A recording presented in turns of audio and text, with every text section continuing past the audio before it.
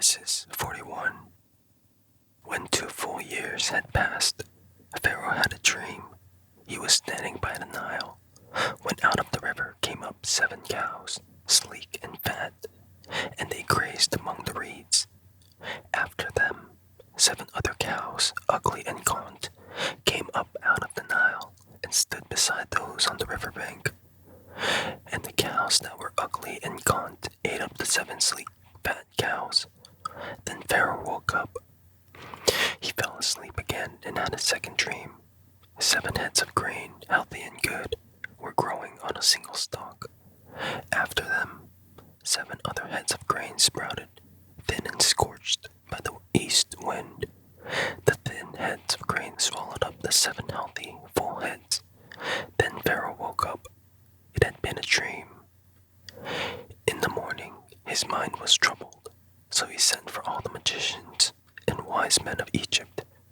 Pharaoh told them his dreams, but no one could interpret them for him. Then the chief cupbearer said to Pharaoh, "Today I am reminded of my shortcomings.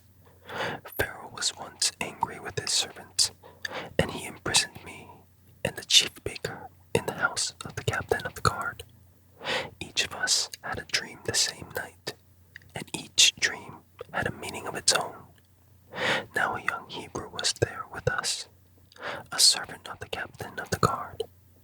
We told him our dreams, and he interpreted them for us, giving each man the interpretation of his dream. And things turned out exactly as he interpreted them to us. I was restored to my position, and the other man was impaled." So Pharaoh sent for Joseph, and he was quickly brought from the dungeon. When he had shaved and changed his clothes, he came before Pharaoh.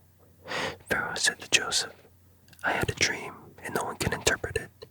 But I have heard it said of you that when you hear a dream, you can interpret it." "I cannot do it," Joseph replied to Pharaoh, "but God will give Pharaoh the answer he desires." Then Pharaoh said to Joseph, "In my dream, I was standing on the bank of the Nile, when out of the river came up 7 cows, fat and sleek, and they grazed among the reeds. After them, 7 other cows came up, scrawny and very ugly and lean. I had never seen such ugly cows in all the land of Egypt. The lean, ugly cows ate up the 7 fat cows that came up first. But even after they ate them, no one could tell that they had done so. They looked just as ugly as before. Then I woke up.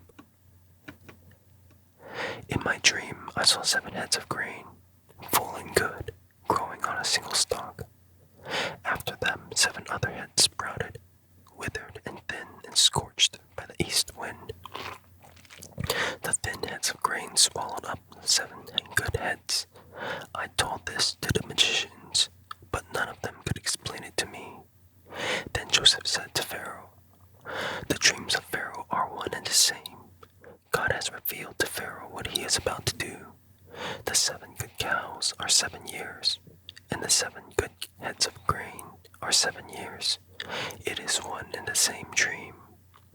The 7 lean, ugly cows that came up afterward are 7 years, and so are the 7 worthless heads of grain scorched by the east wind. They are 7 years of famine. It is just as I said to Pharaoh. God has shown Pharaoh what he is about to do. 7 years of great abundance are coming throughout the land of Egypt, but 7 years of famine will follow them. Then all the abundance in Egypt will be forgotten, and the famine will ravage the land. The abundance in the land will not be remembered, because the famine that follows it will be so severe." The reason the dream was given to Pharaoh in 2 forms is that the matter has been firmly decided by God, and God will do it soon. And now let Pharaoh look for a discerning and wise man, and put him in charge of the land of Egypt.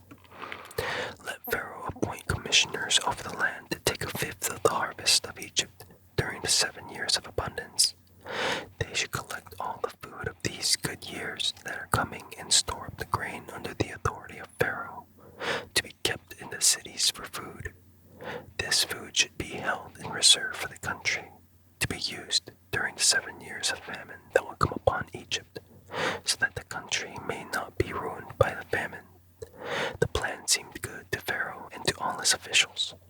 So Pharaoh asked them, "Can we find anyone like this man, one in whom is the Spirit of God?" Then Pharaoh said to Joseph, "Since God has made all this known to you, there is no one else so discerning and wise as you. You shall be in charge of my palace, and all my people are to submit to your orders. Only with respect to the throne will I be greater than you." So Pharaoh said to Joseph, "I hereby put you in charge of the whole land of Egypt." Then Pharaoh took his signet ring from his finger and put it on Joseph's finger. He dressed him in robes of fine linen and put a gold chain around his neck. He had him ride in a chariot as his second in command, and people shouted before him, "Make way." Thus he put him in charge of the whole land of Egypt. Then Pharaoh said to Joseph, "I am Pharaoh, but without your word, no one will lift hand or foot in all Egypt."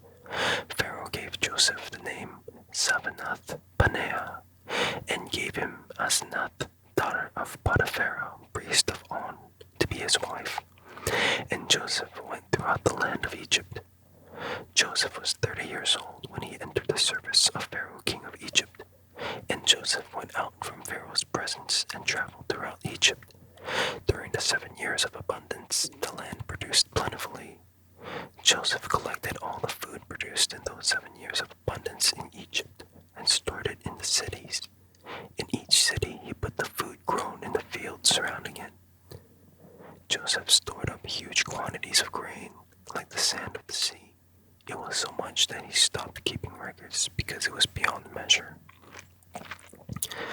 Before the years of famine came, 2 sons were born to Joseph by Asenath, daughter of Potiphar, priest of On.